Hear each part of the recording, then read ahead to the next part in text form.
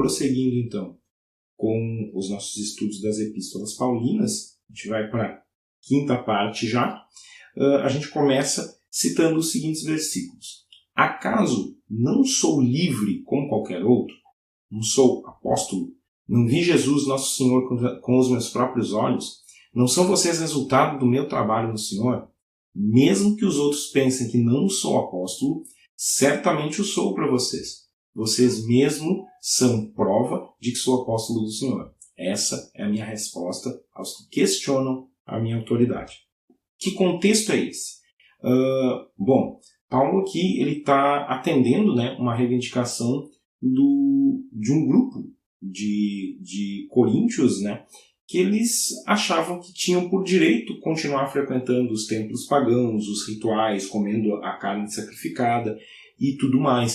E Paulo usa do exemplo próprio para poder ilustrar para esses coríntios o posicionamento que alguém que seguia a Cristo devia tomar.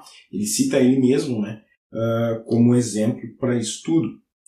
A gente prossegue um pouco e diz assim: vocês não sabem que os que trabalham no templo se alimentam das ofertas levadas ao templo e os que servem diante do altar recebem uma parte dos sacrifícios oferecidos no altar? Da mesma forma, o Senhor ordenou que os que anunciam as boas novas vivam pelas boas novas. Contudo, nunca usei desses direitos. Paulo está comparando o trabalho de alguém que prega o evangelho com os dos sacerdotes do templo, os sacerdotes do tabernáculo, que eles podiam se alimentar, ter o sustento dele de parte das ofertas trazidas. Pela lei, né, os sacerdotes e os levitas eles podiam se alimentar disso, dos sacrifícios trazidos, né, das ofertas trazidas para o tabernáculo, para o templo. Só abrindo um parênteses aqui bem peculiar, a gente com o tempo a gente passou a associar a palavra levita com músico. Levita não é só um músico, eles também exerciam a função musical no templo, mas o sacerdócio levítico, o ministério levítico, vamos chamar assim, ele não era composto só de músicos, não era só os caras da música que faziam parte do ministério levítico. Então, os levitas eles serviam no tabernáculo, serviam no templo, eles eram pessoas que faziam os serviços dentro desses lugares. Então, prosseguindo, o povo de Corinto, eles sabiam que os sacerdotes pagãos também se alimentavam de sacrifícios, se alimentavam de coisas trazidas para os templos pagãos, era um hábito comum. Mas Paulo ele preferiu citar os sacerdotes judeus, né? Ele usava muita da simbologia do cotidiano judaico nas pregações dele e nas ilustrações que ele fazia. Essa expressão do começo, vocês não sabem, ela subentende uma pergunta retórica. É tipo assim, tu não sabia disso, cara? Tu não sabia disso? Ele poderia vir não necessariamente esperando uma resposta, mas a resposta já está ali, dizendo, cara, vocês já sabem disso. Então, eu só vou reforçar. Prosseguindo, a gente vai chegar num trecho de Coríntios que é bem peculiar de ser estudado e é bem interessante. É uma série de versículos que diz assim: eu os elogio porque vocês sempre têm se lembrado de mim e têm seguido os ensinamentos que lhes transmiti. Mas quero que saibam de uma coisa: o cabeça de todo homem é Cristo, o cabeça da mulher é o homem, e o cabeça de Cristo é Deus. O homem desonra sua cabeça se a cobre para orar ou profetizar, mas a mulher desonra sua cabeça se ora ou profetiza sem cobri-la, pois é como se tivesse raspado a cabeça. Se ela se recusa a cobrir a cabeça, deve também cortar todo o cabelo. Mas, uma vez que é vergonhoso a mulher cortar o cabelo ou raspar a cabeça, deve cobri-la. O homem não deve cobrir a cabeça, pois ele foi criado à imagem de Deus e reflete a glória de Deus. A mulher, porém, reflete a glória do homem, pois o homem não veio da mulher, mas a mulher veio do homem. E o homem não foi criado para a mulher, mas a mulher foi criada para o homem. Por esse motivo, e também por causa dos anjos, a mulher deve cobrir a cabeça, para mostrar que está debaixo de autoridade. Entre o povo do Senhor, porém, as mulheres não são independentes dos homens. E os homens não são independentes das mulheres. Pois, embora a mulher tenha vindo do homem, o homem nasce da mulher. E tudo vem de Deus. Julguem por si mesmos. É correto uma mulher orar a Deus em público sem cobrir a cabeça? A natureza não deixa claro que é vergonhoso o homem ter cabelo comprido? E as mulheres não se orgulham de seu cabelo comprido? Pois ele lhes foi dado como um manto. Mas, se alguém quiser discutir a respeito disso, digo simplesmente que não temos outros costumes. E as outras igrejas de Deus pensam da mesma forma.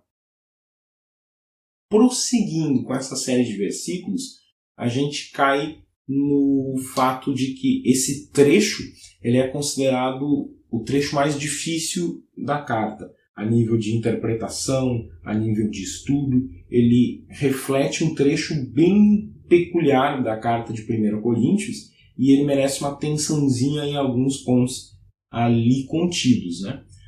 Uma das interpretações é que o problema de Corinto estava relacionado às mulheres casadas. Elas não queriam mais usar o véu como cobertura, né, na cabeça.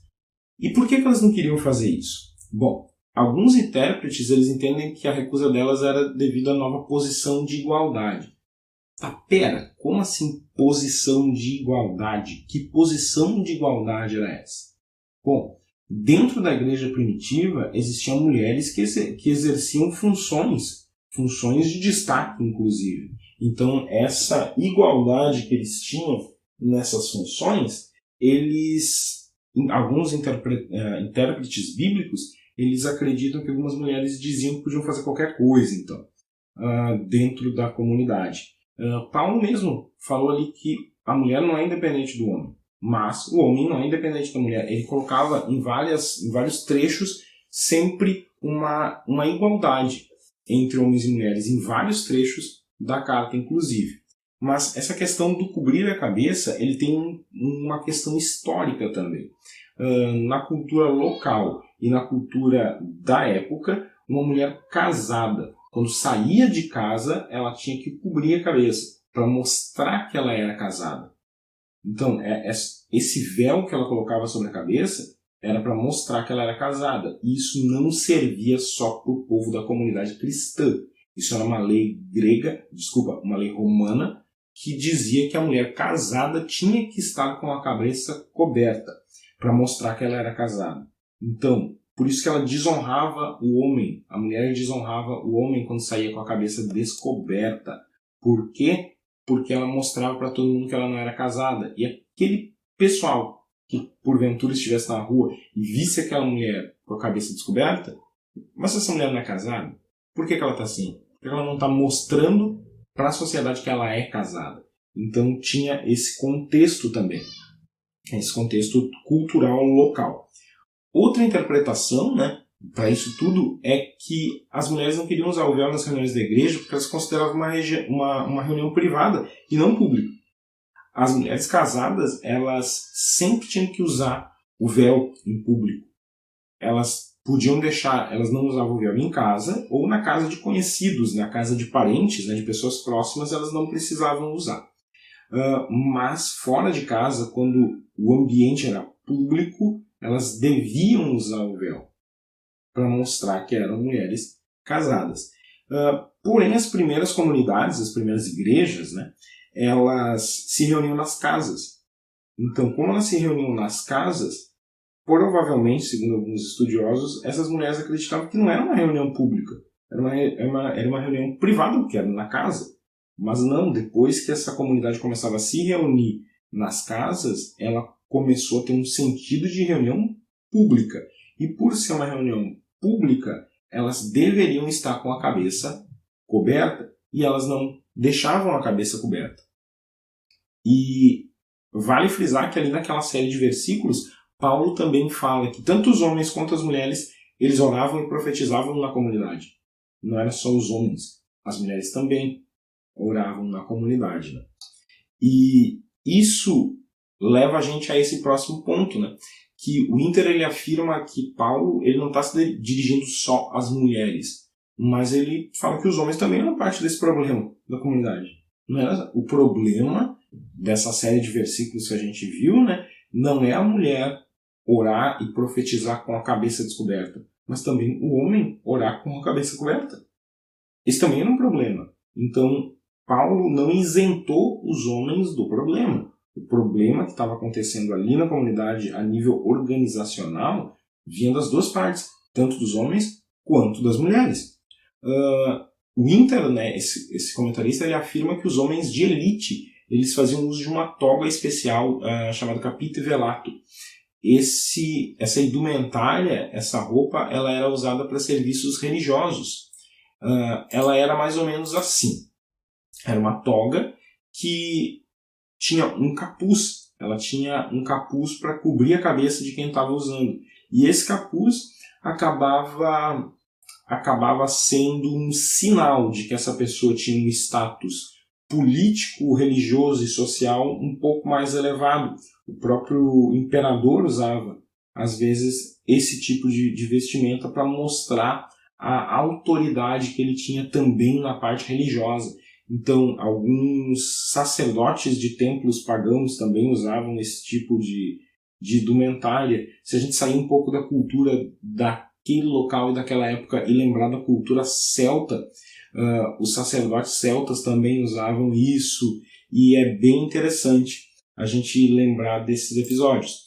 E em diversos lugares, né, como eu citei, ele tinha estátuas do imperador usando esse tipo de vestimenta, para mostrar que ele também tinha uma autoridade religiosa, né? E possivelmente, segundo alguns estudiosos, os membros da elite da igreja, eles queriam usar esse tipo de vestimenta durante as reuniões. Porque a igreja de Corinto, ela era formada basicamente, e na sua maioria, acredita-se, né, pelos estudos, por pessoas não de classes tão altas, mas ali dentro da comunidade tinham pessoas de posição social e financeira mais elevada também.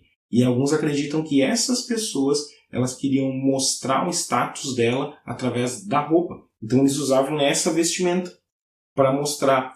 E isso possivelmente causou uma diferenciação de status dentro da comunidade. Paulo já tinha pegado no pé dos coríntios a respeito das divisões que estavam acontecendo ali dentro. Então é provável que isso também tenha sido uma causa de algumas rupturas, de algumas divisões dentro da própria comunidade.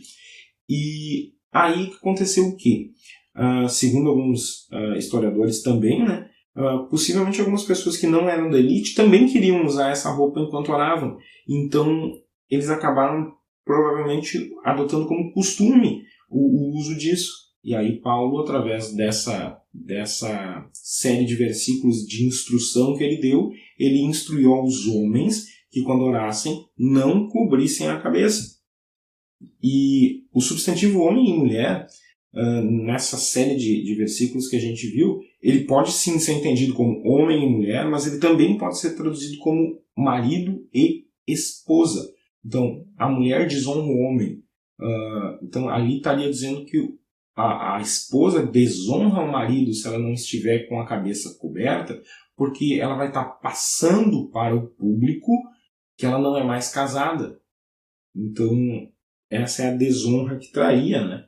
E a gente tem um trecho interessante nesses versículos que diz assim: por essa razão e por causa dos anjos, a mulher deve ter a cabeça coberta, né? O que os anjos têm a ver com essa parada? A palavra ângelos, né, no grego, que a gente traduz como anjo, ela também significa mensageiro, emissário, enviado, aquele que foi enviado para algo. Essa palavra ângelos, ela significa isso. Bom, pelo contexto histórico local da época, o que acontecia?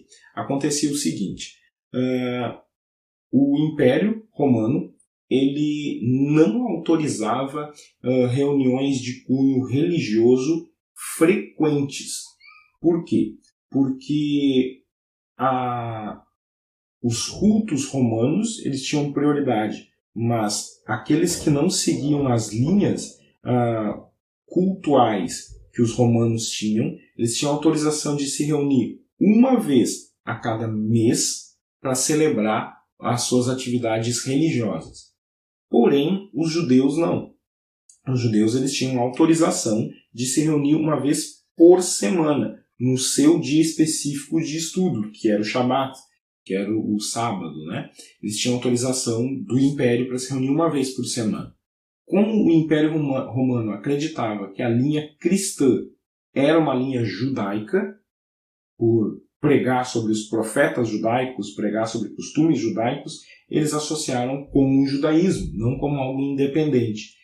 Tanto que eles mesmo denominavam como judeus messiânicos, judeus que acreditavam no Messias. Então, por eles considerarem essa linha nova que acreditava em Cristo parte do judaísmo, eles também tinham a autorização do Império para se reunir uma vez por semana no Shabat. E só que o Império Romano ele queria evitar revoltas políticas, inclusive, dentro do próprio Império. Então, o que eles faziam?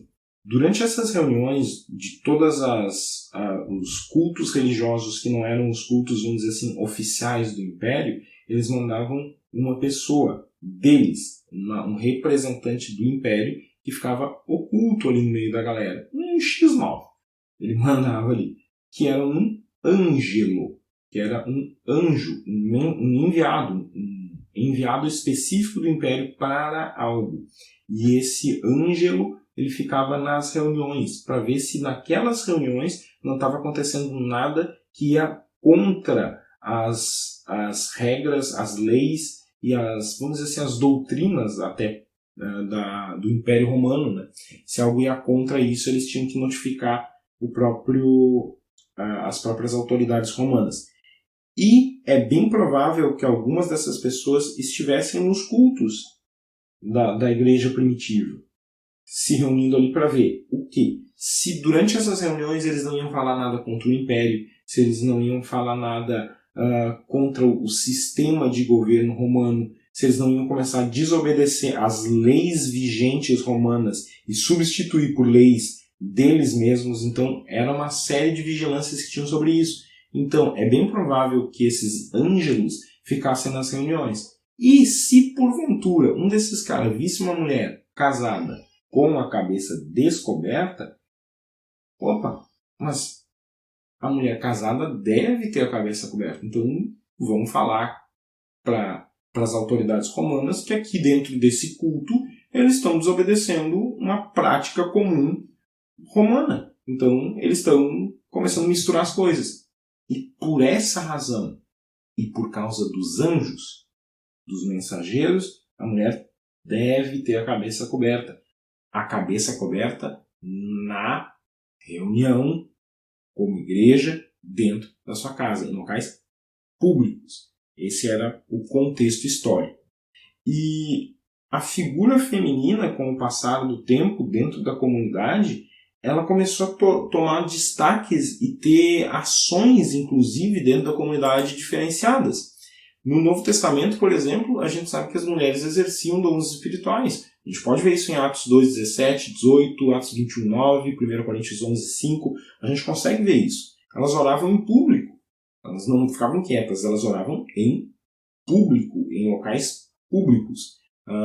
Esse orar em público também subentende-se que nas reuniões da igreja, 1 Coríntios 11, 5, 13, também fala isso. Elas estavam presentes, né, e às vezes elas estavam presentes de formas bem atuantes em eventos-chave de todo o processo primitivo da igreja. Durante a crucificação, as mulheres estavam lá. Durante a ressurreição, a primeira que viu foi uma mulher. Elas auxiliavam alguns ministérios e tudo mais, né? Elas ajudavam ministérios, inclusive diz a própria palavra que o ministério de Jesus era sustentado por mulheres. Elas tinham então essas posições. E elas faziam parte muitas vezes de casais que ministravam juntos. E às vezes a mulher não tinha mais destaque. Como é que a gente sabe disso? Priscila e Áquila. Nas traduções bíblicas, nas versões bíblicas, está escrito Priscila e Áquila. Quando se bota um nome antes do outro numa série de nomes na cultura antiga, eles colocavam por ordem de importância ou por ordem de destaque que essa pessoa tinha. Por exemplo, um exemplo bem clássico disso é que nos evangelhos a gente encontra a figura de Pedro como uma pessoa extremamente atuante no ministério. Ele fazia muitas coisas, desde o tempo em que ele andava com Cristo até depois. E sempre quando a gente vai achar uma lista, Pedro estava na cabeça dessa lista. E subiram com ele Pedro, Tiago e João. Então, sempre tinha a listinha encabeçada por Pedro em algumas ocasiões, porque tinha um costume da época de enumerar as pessoas pelo seu grau de, não vou dizer nem importância, mas o grau de destaque que tinha em alguma atividade. E muitas mulheres hospedavam igrejas nas suas casas. Dorcas, por exemplo, ela foi aquela mulher caridosa, né, que foi ressuscitada por uma oração de Pedro. Maria, mãe de João Marcos, ela tinha uma igreja se reunindo na casa dela. Lídia, ela foi fundadora da igreja de Filipos. Foi através dessa mulher que as portas da igreja na Europa se abriram. Foi através de uma mulher. Dâmaris, ela se converteu quando ouviu Paulo pregar no Areópago, na Grécia, né? Então, Priscila, ela era esposa de Áquila. Ela trabalhava fazendo tendas, né? A mesma profissão que Paulo tinha. E era companheiro de viagem de Paulo. É bem interessante isso. Esse casal, foram responsáveis pela conversão de Apolo. Febe foi uma mulher enviada para servir a igreja em Cencreia, né, considerada uma diaconisa. Ela era considerada uma mulher com uma função de diaconisa, isso é Romanos 16:1, e ela foi, possivelmente, pelo que os historiadores acreditam, a mensageira que levou a carta escrita aos romanos. A carta que foi escrita na cidade de Corinto, ela foi levada aos romanos por essa mulher, acreditam alguns historiadores. Maria, ela era uma cristã em Roma, né, elogiada pelo serviço prestado aos apóstolos. Júnias, ela era parente do apóstolo Paulo. Ela era esposa de Andrônico. Esse casal ele teve um destaque bem interessante, porque é bem provável que eles se converteram a Cristo antes de Paulo. E, segundo alguns estudiosos, eles até serviram posteriormente de referência para ele, né? E os dois foram citados por Paulo como apóstolos. Os dois foram citados como apóstolos. Trifena e Trifosa, provavelmente elas eram duas irmãs, né, que trabalhavam na igreja em Roma. Pérside, ela era uma mulher trabalhadora entre os cristãos romanos. Ela era considerada amiga de Paulo. Júlia, ela era uma cristã da família de Filólogo, né? Provavelmente irmã ou esposa dele, a irmã de Nereu, né? Que, embora não tenha o nome citado dela, o texto declara que eles dirigiam uma igreja em Roma. Ela e Nereu dirigiam uma igreja. Evódia e Sintique, elas eram duas mulheres da igreja de Filipos que quebraram o barraco, desceram o barraco, chutaram para a barraca. Teve uma treta entre as duas lá, se desentenderam, e aí Paulo teve que exortar as duas. É bem provável que elas eram líderes colaboradoras de alguma comunidade, né? Em Filipos. Ninfa, ela era uma mulher que hospedava a igreja dos Colossenses, né? Na cidade de Colosso. Lloyd e Eunice, ela era respectivamente a avó e mãe de Timóteo, né? Que provavelmente elas se casaram com gregos, por isso que elas tinham uma dupla cidadania também, elas tinham essa peculiaridade, e ensinaram Timóteo desde pequeno nas coisas concernentes ao reino. Áfia provavelmente era a esposa de Filemon. Ela era uma mulher hospitaleira que recebeu os cristãos na sua casa. O destaque da citação dela demonstra que ela era uma mulher influente no ministério de Paulo. Então a gente tem, sim, esses pontos para se ver. Depois, quando sai desse assunto, Paulo fala o seguinte: nas instruções a seguir, porém, eu não posso elogiá-los. Pois quando vocês se reúnem, fazem mais mal do que bem. Quando vocês se reúnem, não estão interessados de fato na ceia do Senhor. A maioria dos comentaristas, eles consideram que os mais ricos da comunidade de Corinto desprezavam os mais pobres. E o que acontece? A ceia do Senhor, ela não era realizada como comumente nós fazemos hoje uma vez por mês. ela era realizada provavelmente uma vez por semana. Quando a igreja se reunia, eles ceavam juntos. Só que acontecia uma coisa diferente. As pessoas de mais posses, eles levavam os melhores alimentos, eles levavam os melhores manjares, vamos dizer assim, para a ceia. E quando eles se reuniam, eles chegavam antes dos outros, porque provavelmente eles, por ser de posição social elevada, eles tinham um dia livre. Os outros da comunidade tinham seus afazeres, tinham seus trabalhos e chegavam posteriormente. A própria palavra diz isso no próprio livro de Coríntios, né, que eles se adiantavam e chegavam antes, né, do que os outros. E eles faziam o quê? Provavelmente eles mesmos, entre essas pessoas de classe mais elevada, faziam uma espécie de ceia antecipada. Eles comiam tudo de bom que tinha lá. Eles se empanturravam das coisas boas antes dos outros chegarem. E eles acabaram transformando isso numa refeição particular, não mais na essência da ceia. E isso leva a gente a um pouco mais adiante quando diz assim, quem come pão ou bebe do cálice do Senhor indignamente é culpado de pecar contra o corpo e o sangue do Senhor. É culpado de pecar. Barrett, ele propõe que os coríntios, com as atitudes dele, eles se colocavam entre os que foram responsáveis pela crucificação. Por isso que eles eram culpados de pecar contra o corpo e o sangue do Senhor. Fee, ele comenta que essa expressão que ele usa, né, é um termo técnico-jurídico para expressar a ideia de alguém que se torna responsável ou responder por algo. É um termo estritamente jurídico que ele usou aqui. Então, para reforçar o sentimento de culpa mesmo daqueles que tornavam a hora da ceia ao Senhor algo indigno. Então, vale frisar isso para os nossos dias. Ele, simbolicamente, ele está expressando para nós que aquele que não participa do momento de comunhão com Cristo, querendo ter uma verdadeira comunhão, é culpado. Aquele que não se entrega totalmente ao propósito é considerado culpado. Então, esse participar da ceia indignamente, ele não se refere exclusivamente ao que muitas linhas de pensamento sugerem, que é aquele que está em pecado e vai participar da ceia. Não necessariamente, mas é aquele que não está participando da ceia sabendo que aquilo é o memorial ao Senhor, sabendo que aquilo é algo instituído pelo próprio Senhor.